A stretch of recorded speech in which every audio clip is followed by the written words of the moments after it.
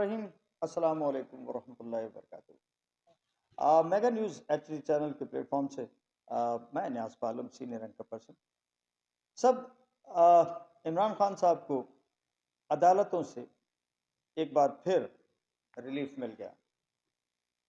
ان کی گرفتاری 9 مئی کو وقوع پذیر ہوئی اور پھر اس کے بعد ملک بھر میں فسادات پھوٹ پڑے۔ یہی لفظ مجھے سوٹ کر رہا ہے، فسادات پھوٹ پڑے ملک بھر میں، بالخصوص اسلام آباد، پنڈی اور لاہور اس کا مرکز رہے۔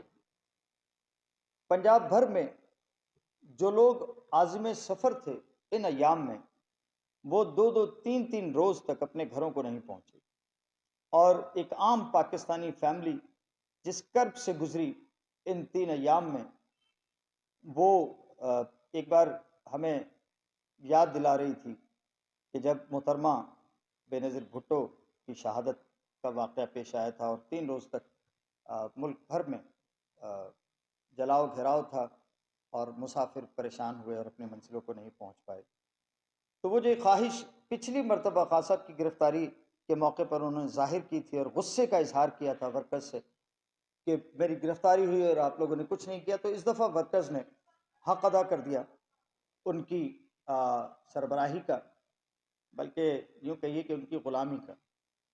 کیونکہ ہمارے ہاں جو تصور ہے کسی کو لیڈر ماننے کا، وہ یہ ہے کہ لیڈر سیاہ کرے سفید کرے، تو صحیح ہے، تو صحیح ہے آقا، آپ بالکل صحیح ہیں، اور آپ دن کو رات کہیں گے، ہم نے رات کہنا ہے، آپ رات کو دن کہیں گے، ہم نے دن تسلیم کرنا ہے، آپ شراب کے گلاس کو دودھ کا گلاس کہیں گے، ہم نے کہنا جناب یہ دودھ کا گلاس ہے۔ یعنی عقل سے ماورا ہو کر کسی کی پیروی کرنا، یہ پاکستانی عوام کا وتیرہ رہا ہے۔ جب یہ کسی کو اپنا لیڈر مان لے، پیر مان لے، پھر پیر ان کو دن میں تارے دکھا دے، یہ تارے بھی دیکھتے ہیں اور خوش رہتے ہیں، اس حال میں مست رہتے ہیں۔ تو خان صاحب کی گرفتاری کے بعد جو کچھ ہوا وہ بے شک بے حد شرمناک تھا۔ اس میں جو شرم کا پہلو تھا، اب آپ میرے سننے والے یہ کہیں گے کہ یار یہ کون سی نئی بات ہوئی ہے؟ ہمیشہ سے یہ ہوتا ہے جب عوام کو کوئی بات خلاف توقع، کوئی اپنی مرضی اپنی منشا کے خلاف کوئی بات ان کے سامنے آتی ہے تو وہ اس پہ ریزسٹ کرتے ہیں، احتجاج کرتے ہیں، اور پاکستان کی روایت ہے احتجاج کرتے ہیں تو پھر گاڑیوں کو بھی آگ لگاتے ہیں، بلڈنگز بھی جو ہے وہ جلائی جاتی ہیں، بالخصوص سرکاری۔ شرمناک اس لیے کہا میں نے کہ اس مرتبہ یہ جو مظاہرین تھے، یہ جو مشتعل موبز تھے، ان کا رخ ہمارے محافظ ادارے کی جانب تھا۔ خیر وہ میں پچھلی اپنی ولاگز میں اس پہ کھل کے بات کر چکا ہوں کہ یہ کسی طور بھی وطن دشمنی سے کم نہیں ہے، اور جو بھی یہ عمل ہوا وہ یقیناً میری نظر میں کہ میں ایک محب وطن پاکستانی ہوں، اور میری 35-36 سالہ صحافتی زندگی اس کا مکمل طور پر ادراک کرتی ہے، اور اس کی بین مظہر ہے کہ میں نے پاکستان کو فوقیت دی ہے، اپنے آپ کو، اپنی فیملی کو، اور اپنے نام اور اپنے اثاثوں کی کوئی پرواہ نہیں کی۔ میں نے کوئی اثاثے نہیں بنائے۔ 35-36 سال کی صحافت کے بعد بھی آج بھی میں پیدل ہوں، اور میں کہوں کہ میرے بینک بیلنس 0 ہے تو جناب کوئی بینک اکاؤنٹ ہی نہیں ہے کہ بینک بیلنس کی بات کروں، تو مجھے کوئی چیلنج نہیں کر سکتا کہ میں صرف باتیں کرتا ہوں۔ میں نے عملاً پاکستان سے محبت اور ایمانداری اور خلوص کے ساتھ اپنے صحافتی مشن کو آگے بڑھایا ہے۔ کوئی مجھے نہیں کہہ سکتا کہ میں کسی کا کانا ہوں۔ لیکن جو ہم نے دیکھا اور جو کیمرے کی آنکھ سے دنیا بھر میں لوگوں نے دیکھا، اور یہ جو دنیا آج ایک گلوبل ولیج بن گئی ہے، اور بالخصوص جو سوشل میڈیا ہے، تو شرمناک وہ اس لیے بھی ہے کہ یہ تمام فوٹیج، یہ تمام خبریں یہ پڑوسی دشمن ملک میں بھی گئیں، اور بے شک ہماری ISPR کے اعلامیے میں جو کہا گیا کہ 75 سال میں دشمن جن عزائم کی تکمیل میں ناکام ثابت ہوا، رتی برابر وہ پاکستان کو نقصان نہیں پہنچا سکے، وہ ان 2 روز میں پی ٹی آئی کے ورکرز نے پاکستان کو بدنام کر کے پہنچایا ہے۔ میرے ملک میں آج کیا سیاست چل رہی ہے، کیا انتظامی آندھی چل رہی ہے، مجھے سمجھ میں نہیں آتا۔ بھائی اگر یہی سب کچھ کرنا ہے، انوکھا لاڈلا کھیلن کو مانگے چاند، تو نعوذ باللہ نعوذ باللہ نعوذ باللہ، آپ پاکستان کے خدا ہیں۔ آپ کی مرضی کے بغیر پاکستان میں پتہ بھی نہیں ہل سکتا۔ آپ پاکستان کے نعوذ باللہ نعوذ باللہ نعوذ باللہ خدا ہیں۔ اگر یہ پالتو لاڈلا آپ کا آپ سے چاند مانگ رہا ہے بقول شاعر، تو دے دیجئے۔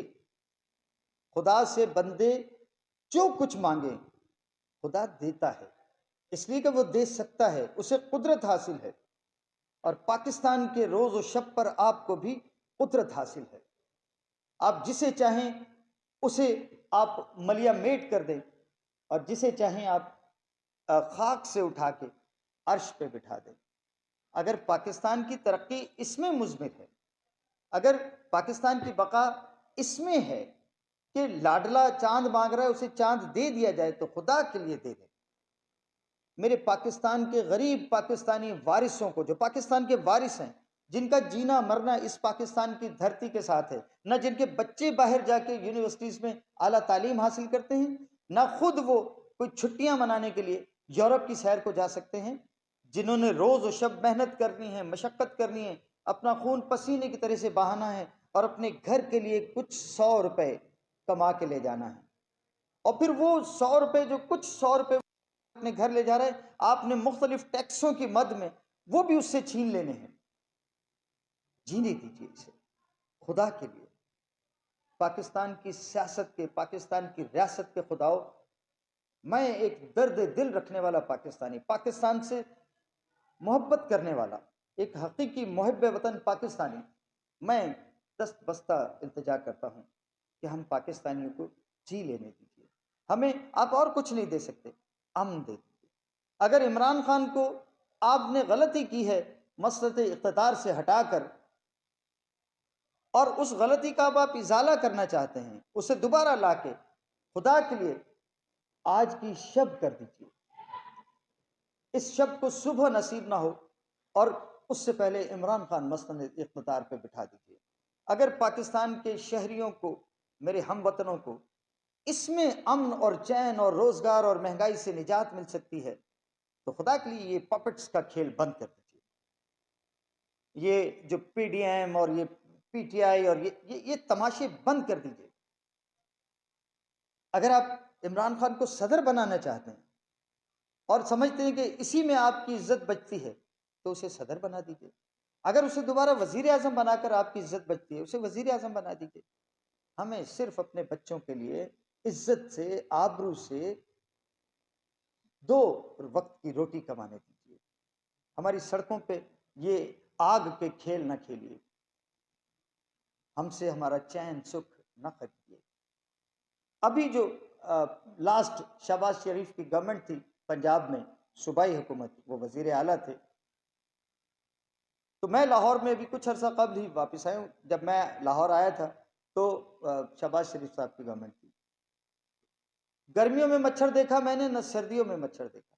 سردیوں میں بلدیہ کی کارپوریشن کی گاڑیاں آتی تھی اور اسپرے کر کے چلی جاتی تھی، محکمہ صحت کی جانب سے اسپرے ہوتا تھا مچھر مار، اور مچھر کا آزار نہیں تھا۔ آج لاہور کا ہر دوسرا شہری وہ مچھر کے کاٹے سے بیمار ہو رہا ہے۔